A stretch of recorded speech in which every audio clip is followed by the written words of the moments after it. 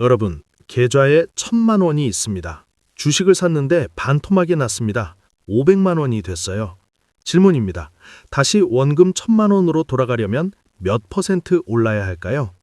많은 분들이 50% 떨어졌으니까 50% 오르면 되는 거 아니야? 라고 생각하십니다. 틀렸습니다. 500만 원에서 50% 오르면 750만 원입니다. 여전히 250만 원이 부족합니다. 따라서 정답은 100%입니다. 2배가 올라야 겨우 본전입니다. 더 무서운 계산을 해볼까요? 만약 90% 손실이 났다면, 1,000만 원이 100만 원이 됐다면, 100만 원에서 1,000만 원으로 돌아가려면 900% 올라야 합니다. 10배가 올라야 한다는 겁니다. 이게 바로 주식시장의 잔인한 수학입니다. 떨어지는 건 엘리베이터를 타고 순식간이지만 올라가는 건 깎아지른 절벽을 맨손으로 기어오르는 것과 같습니다. 투자의 신이라 불리는 워렌 버핏. 이 사람이 평생 귀에 못이 박히도록 강조한 말이 있습니다. 제1원칙, 절대로 돈을 잃지 마라. 제2원칙, 제1원칙을 절대 잊지 마라. 많은 분들이 이 말을 듣고 고개를 끄덕이지만 정작 무슨 뜻인지 모릅니다. 이건 단순한 격언이 아닙니다. 방금 우리가 본 수학 때문입니다. 한 번의 큰 손실은 여러분의 투자 인생을 영구적으로 복구 불가능한 상태로 만들어버립니다. 10년을 올려도 본전을 못 찾는 지옥에 빠지는 겁니다. 그래서 진짜 고수들은 대박 종목을 찾아 헤매지 않습니다. 대신 지뢰밭을 피해 다닙니다. 공병부대가 적진으로 진격하기 전에 먼저 하는 일이 뭡니까? 지뢰 탐지기로 땅을 훑습니다. 한 발만 잘못 디뎌도 끝이니까요. 투자도 똑같습니다. 오늘 우리가 배울 내용은 어떻게 100% 수익을 낼 것인가가 아니라 어떻게 50% 손실을 피할 것인가입니다. 쓰레기 더미에서 다이아몬드를 찾는 게 아니라 먼저 쓰레기 더미를 걷어내는 작업입니다. 첫 번째 필터입니다. 이 회사가 돈을 잘 버는지 확인하는 겁니다. 전문 용어로는 ROE라고 부릅니다. Return on Equity, 자기자본 이익률. 복잡하죠? 잊으셔도 됩니다. 우리는 이걸 장사 수완이라고 부르겠습니다. 상상해 보십시오. 친구 2명이 각각 치킨집을 차렸습니다. 갑 친구는 부모님께 10억 원을 빌렸습니다. 강남 한복판에 매장을 냈습니다. 최고급 인테리어, 이탈리아산 오븐, 고급 식재료. 1년 뒤 장부를 정리했더니 순이익 1억 원이 남았습니다. 을 친구는 자기 돈 1억 원으로 시작했습니다. 외곽 지역에 배달 전문점을 차렸습니다. 허름한 매장, 중고 오븐, 오토바이 한 대. 1년 뒤 순이익 똑같이 1억 원이 남았습니다. 자, 여러분이라면 누구에게 돈을 맡기시겠습니까? 당연히 을 친구입니다. 갑 친구는 10억을 써서 1억을 벌었으니 수익률 10%입니다. 을 친구는 1억을 써서 1억을 벌었으니 수익률 100%입니다. 돈을 굴리는 능력이 10배 차이 나는 겁니다. 만약 을 친구가 10억을 가졌다면 산술적으로 10억을 벌었을 사람입니다. 이게 바로 ROE의 개념입니다. 주식 초보들이 가장 많이 하는 실수가 뭔지 아십니까? 절대적인 이익 규모만 보는 겁니다. 삼성전자가 수십조 버니까 좋은 회사다. 틀린 말은 아닙니다. 하지만 여러분이 삼성전자 회장이 아니라면 이야기는 다릅니다. 여러분이 주식을 산다는 건 그 회사의 자본금의 숟가락을 얻는 겁니다. 내 돈 100만 원이 들어갔을 때 이 회사가 그 돈을 가지고 얼마를 불려주느냐가 핵심입니다. 한국 매조업의 ROE 평균이 대략 5%에서 10% 사이입니다. 만약 여러분이 보고 있는 종목이 ROE 20% 이상을 기록하고 있다면 일단 사장님은 장사를 잘하고 있다고 봐도 됩니다. 하지만 여기서 잠깐, 제가 방금 한 가지를 빠뜨렸습니다. ROE라는 숫자에는 아주 교묘한 함정이 숨어 있습니다. ROE 공식을 보면 분모가 자기 자본입니다. 초등학교 산수 시간으로 돌아가 볼까요? 분수에서 값을 키우려면 2가지 방법이 있습니다. 분자를 크게 만들거나 분모를 작게 만들거나. 나쁜 경영자들은 분모를 건드립니다. 회사가 몇 년간 적자를 내서 자본금을 다 까먹었다고 칩시다. 자본이 쪼그라들었습니다. 그 상태에서 운 좋게 이익이 조금만 나도 분모가 작아져서 ROE는 수십 %로 폭등합니다. 또 다른 수법도 있습니다. 회사가 망해가기 직전 가지고 있던 땅이나 건물을 팔아서 일시적으로 이익을 냅니다. 그러면 그해 ROE가 50%, 100%가 찍힙니다. 이걸 보고 와, 대박 종목이다 하고 뛰어드는 순간 상장 폐지 막차를 타게 됩니다. 그래서 우리는 1년치 숫자를 믿지 않습니다. 최소 3년치를 봐야 합니다. 3년 내내 ROE가 10%에서 15% 이상을 유지하고 있다? 이건 진짜 실력입니다. 운으로 3년 연속 홈런을 칠 수는 없으니까요. 좋습니다. 여러분이 찾은 기업은 ROE가 훌륭합니다. 돈을 잘 법니다. 이제 안심하고 사도 될까요? 아직 아닙니다. 장사를 아무리 잘해도 망하는 경우가 있습니다. 흑자부도라는 말이 왜 있겠습니까? 버는 돈보다 갚아야 할 이자가 더 많거나 빚 산더미에 깔려 있다면 한 번의 위기로 공장 문을 닫아야 합니다. 노트북으로 비유해 볼까요? 성능은 최고인데 내구성이 제로인 제품입니다. CPU는 최신형이고 속도는 엄청 빠른데 떨어뜨리면 바로 박살나는 유리 노트북이죠. 여러분의 소중한 자산을 이런 유리 같은 기업에 태울 수는 없습니다. 두 번째 필터, 부채 비율입니다. 이 회사가 남의 돈을 얼마나 끌어다 썼는지 확인하는 절차입니다. 1997년 외환위기를 기억하십니까? 당시 대한민국의 네로라 하는 대기업들이 줄줄이 무너졌습니다. 그들이 기술이 없어서 망했을까요? 물건을 못 팔아서 망했을까요? 아닙니다. 빚 때문이었습니다. 당시 30대 재벌의 평균 부채 비율이 500%를 넘었습니다. 내 돈 1억이 있으면 남의 돈 5억을 끌어다 썼다는 뜻입니다. 환율이 조금만 튀고 금리가 조금만 올라도 버틸 체력이 없었던 겁니다. 한 방에 훅 갔습니다. 부채 비율은 얼마가 적당할까요? 업종마다 조금씩 다르지만 심플한 기준을 드리겠습니다. 100% 이하면 훌륭합니다. 내 돈이 남의 돈보다 많다는 뜻이니 웬만한 불경기에는 끄떡없습니다. 망하고 싶어도 망하기 힘든 구조인 것이죠. 150%까지도 양호합니다. 안전벨트를 맨 상태라고 보시면 됩니다. 그런데 200%가 넘어간다? 경고등이 켜진 겁니다. 물론 항공사나 해운사처럼 비행기나 배를 리스로 써야 하는 특수업종은 예외입니다. 하지만 일반 제조업인데 부채 비율이 200%다? 이건 빚을 내서 빚을 갚는 돌려막기를 하고 있을 가능성이 큽니다. 만약 400%가 넘는다? 이건 시한폭탄입니다. 언제 터져도 이상하지 않습니다. 여기서 꿀팁 하나 드리겠습니다. 단순히 지금 부채 비율 숫자만 보지 마십시오. 3년치 흐름을 보십시오.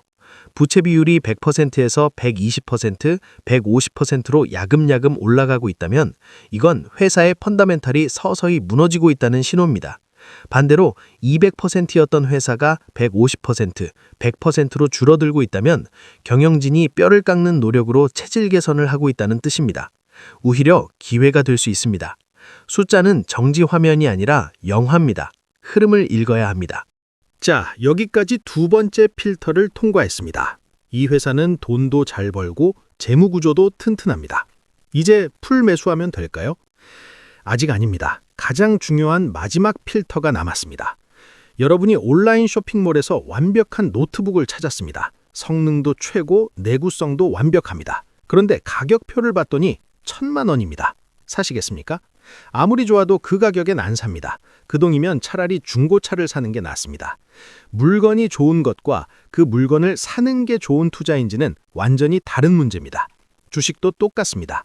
아무리 우량주라도 비싸게 사면 그건 투자가 아니라 기부입니다. 세 번째 필터, PER입니다. 주가 수익 비율. 우리는 이걸 본전 뽑는 기간이라고 기억하겠습니다.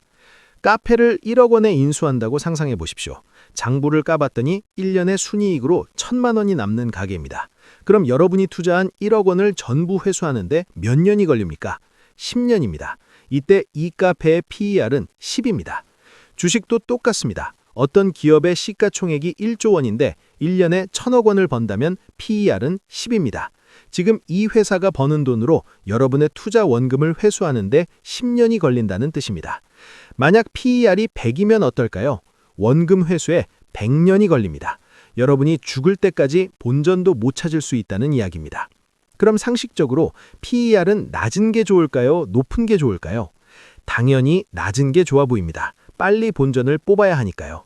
하지만 여기서 진짜 고수와 하수가 갈립니다. 무조건 싸다고 덜컥 샀다가는 싼 게 비지떡이라는 조상님들의 지혜를 계좌로 체험하게 됩니다. 쇼핑몰의 최신형 노트북이 단돈 5만 원에 올라와 있다고 칩시다. 와, 대박이다 하고 바로 결제하시겠습니까? 아닙니다. 의심부터 할 겁니다. 이거 고장난 거 아니야? 짝퉁 아니야? 화면이 안 나오는 거 아니야? 주식시장에서 PER이 터무니없이 낮다는 건 시장 참여자들이 그 회사를 고장난 노트북 취급하고 있다는 뜻일 가능성이 높습니다. 당장은 돈을 벌지만 내년에는 망할 것 같다고 생각하는 겁니다. 예를 들어 사양산업이 그렇습니다. 석탄을 캐는 회사가 있다고 칩시다. 지금은 돈을 벌지만 10년 뒤에도 사람들이 석탄을 뗄까요? 아무도 그 회사의 미래를 믿지 않기 때문에 가격이 헐값에 거래되는 겁니다. 이런 걸 덥석 물면 여러분은 저평가 주식을 산 게 아니라 서서히 가라앉는 타이타니코의 티켓을 싸게 산 겁니다. 반대 경우도 있습니다. PER이 100배, 200배가 넘어가는 종목들입니다. 테슬라가 한창 잘 나갈 때 PER 1000배를 넘기도 했습니다. 카페로 치면 1억 투자해서 1년에 고작 10만 원 버는 가게입니다. 미친 가격이죠. 그런데 사람들은 줄을 서서 이 주식을 샀습니다. 왜일까요? 그들은 지금의 10만 원이 아니라 미래의 100억 원을 보기 때문입니다. 지금은 작은 카페지만 나중에 스타벅스처럼 전 세계를 지배할 거라고 믿는 겁니다. 그렇다면 우리는 어떻게 판단해야 할까요? 정답은 비교입니다. 절대로 혼자 있는 숫자만 보고 판단하지 마십시오. 씨름 선수와 마라톤 선수의 몸무게를 비교해서 누가 더 건강한지 따지는 게 의미가 있습니까? 씨름 선수는 100kg이 넘어야 정상이고 마라톤 선수는 60kg이어야 정상입니다. 주식도 똑같습니다. 제조업은 제조업끼리 비교해야 합니다. 네이버 증권에서 동일 업종 PER이라는 숫자를 찾으십시오. 내 종목이 속한 산업의 평균 가격표입니다. 만약 내 종목인 자동차 부품 회사의 PER이 5배인데 업종 평균이 15배라면 이때는 왜 얘만 싸지? 라고 합리적인 의심을 해볼 수 있습니다. 특별한 악재가 없는데도 싸다면 그때가 바로 저평가된 보물을 줍는 순간입니다. 반대로 내 종목의 PER이 50배인데 업종 평균이 10배라면 이때는 냉정하게 물어야 합니다. 이 회사가 경쟁사들보다 5배나 더 비싼 값을 치른 만큼 압도적인 기술이 있는가? 이 질문에 즉시 대답할 수 없다면 여러분은 지금 거품을 안고 있는 겁니다. 자, 여기까지 3가지 필터를 모두 배웠습니다. ROE, 부채 비율, PER. 이것만 확인하고 들어가도 여러분은 상위 10%의 투자자가 됩니다. 그런데 말입니다. 우리가 보고 있는 이 재무제표라는 지도 자체가 어떤 지형에서는 전혀 작동하지 않는 엉터리 지도이기도 합니다. 특히 요즘 여러분이 가장 좋아하는 바이오나 플랫폼 기업에서는 이 필터가 오히려 독이 되기도 합니다. 바이오 기업을 예로 들어봅시다. 여러분이 신약을 개발하는 회사의 사장입니다. 신약 하나를 만드는데 10년이 걸리고 돈이 1조 원이 듭니다. 성공하면 100조 원을 법니다. 그런데 지금은 개발 단계입니다. 매년 연구비로 1000억 원씩 씁니다. 회계장부에는 어떻게 적힐까요? 매년 1000억 원 적자입니다. PER은 계산조차 안 되고 ROE는 마이너스입니다. 부채 비율은 치솟습니다. 회계장부만 보면 이 회사는 당장 망해야 할 회사입니다. 하지만 진짜 그럴까요? 아닙니다. 이 회사는 돈을 허공에 날리는 게 아니라 미래의 황금알을 낳기 위해 거위를 키우고 있는 중입니다. 한국의 회계 기준은 꽤 보수적이라 임상 3상처럼 성공이 거의 확실시되기 전까지는 연구비를 자산이 아니라 그냥 비용, 즉 까먹은 돈으로 처리해버립니다. 그래서 재무제표가 엉망으로 보이는 겁니다. 이때 고수들은 PER 대신 파이프라인의 가치나 기술 수출 계약 규모를 봅니다. 플랫폼 기업도 마찬가지입니다. 쿠팡이나 아마존을 생각해 보십시오. 이들은 엄청난 적자를 냈습니다. 돈을 못 벌어서가 아니라 일부러 안 벌었습니다. 번 돈을 몽땅 물류센터 짓고 고객에게 할인 쿠폰 뿌리는 데 썼습니다. 왜 그랬을까요? 경쟁자들을 다 죽이고 시장을 독점하기 위해서입니다. 이른바 계획된 적자입니다. 이런 기업에게 당장 이익을 내놓으라고 하는 건 전쟁 중인 장수에게 왜 농사를 짓지 않냐고 따지는 꼴입니다. 다시 정리하겠습니다. PER이 낮다고 무조건 좋은 게 아닙니다. 밸류 트랩, 가치의 함정에 빠질 수 있습니다. 타이타니코가 침몰하고 있는데 1등급 티켓이 헐값에 나왔다고 좋아할 일이 아니죠. 반대로 PER이 높다고 무조건 나쁜 게 아닙니다. 미래의 성장을 보고 투자하는 사람들에게는 현재의 PER이 무의미할 수 있습니다. 핵심은 이겁니다. 왜 싼가? 왜 비싼가? 이 질문을 던져야 합니다. 답을 찾을 수 없다면 매수 버튼을 누르지 마십시오. 마지막으로 하나 더 알려드리겠습니다. 보조지표입니다. 우리가 앞서 본 ROE나 PER은 모두 순이익이라는 숫자를 기반으로 합니다. 그런데 회계에는 치명적인 약점이 있습니다.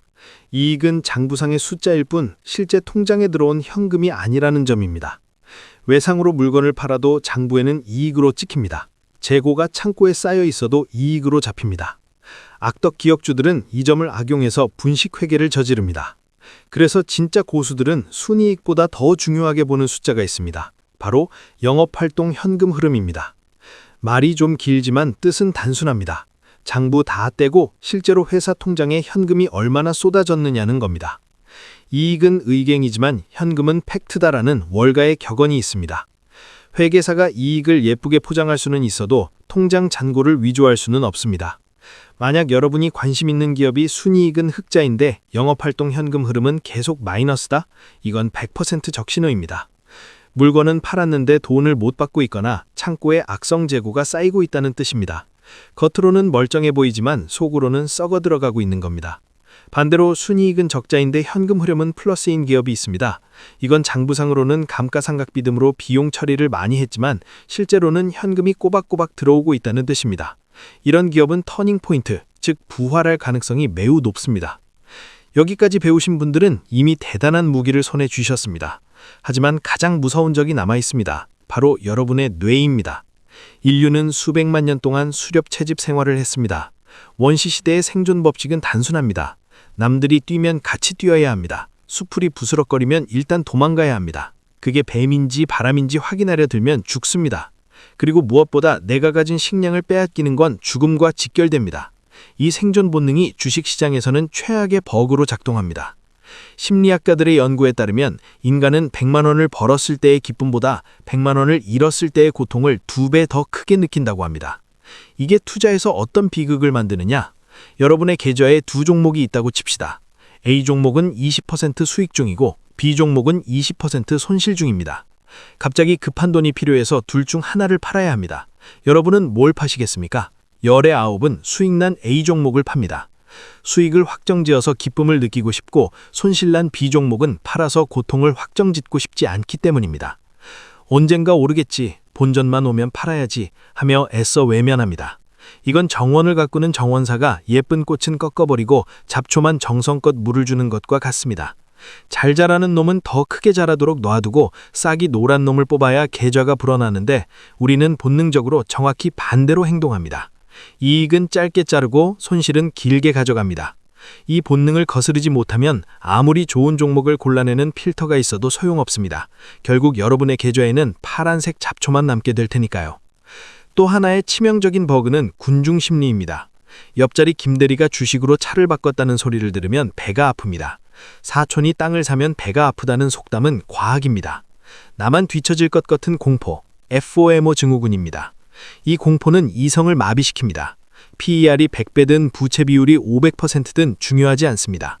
지금 사람들이 저기에 줄을 서 있으니까 나도 껴야 산다고 뇌가 비명을 지릅니다. 그래서 꼭대기에서 상투를 잡습니다. 그리고 주가가 폭락하면 공포에 질려 바닥에서 던집니다. 남들이 다 도망가니까 나도 도망가야 산다고 느끼는 겁니다. 그렇다면 이 저주받은 본능을 어떻게 이겨낼 수 있을까요? 뇌를 수술할 수도 없고 돌을 닦을 수도 없습니다. 방법은 하나뿐입니다. 감정이 개입할 틈을 주지 않는 강제적인 시스템을 만드는 겁니다. 외국인과 기관이 돈을 버는 건 그들이 더 똑똑해서가 아닙니다.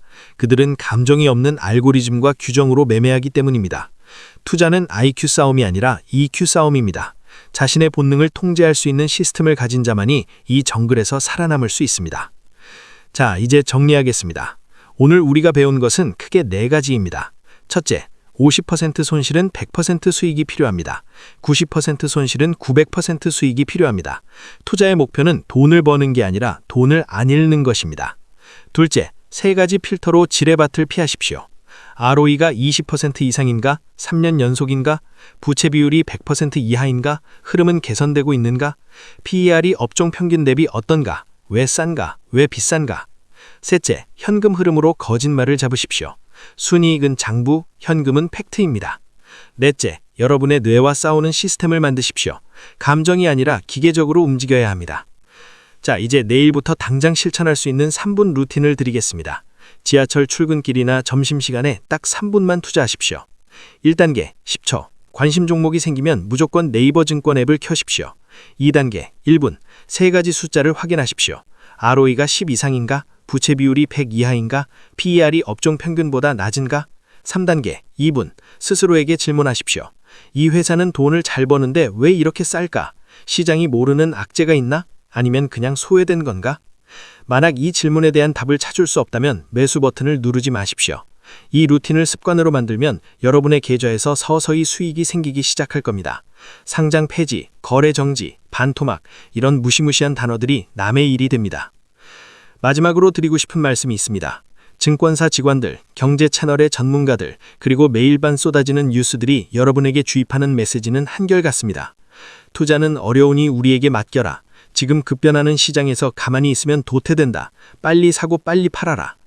그들이 왜 그럴까요? 여러분이 똑똑해지는 걸 원하지 않기 때문입니다. 여러분이 사고 팔 때마다 발생하는 수수료가 그들의 월급이기 때문입니다. 냉정하게 말해서 그들에게 여러분은 소중한 고객이 아니라 수수료를 뱉어내는 자판기일 뿐입니다. 이 거대한 시스템 속에서 개인이 살아남는 유일한 방법은 그들의 의도와 정반대로 행동하는 겁니다. 그들이 복잡한 파생 상품을 팔 때 우리는 단순한 재무제표를 봅니다. 그들이 당장 사라고 부추길 때 우리는 3년치 실적을 깐깐하게 따집니다. 그들이 공포를 조장할 때 우리는 기업의 본질 가치를 믿고 버팁니다. 오늘 당장 시작하십시오. 영상이 끝나자마자 네이버 증권을 켜고 여러분이 가장 아끼는 종목 하나를 분석해 보십시오. 투자는 외로운 싸움입니다. 하지만 원칙을 가진 투자자는 외롭지 않습니다. 확신이 있기 때문입니다. 여러분의 계좌가 단순한 숫자의 나열이 아니라 여러분의 안목과 철학이 증명되는 성적표가 되길 바랍니다. 영상이 유익하셨다면 구독과 좋아요 부탁드립니다. 지금까지 오싹한 경제학이었습니다. 감사합니다.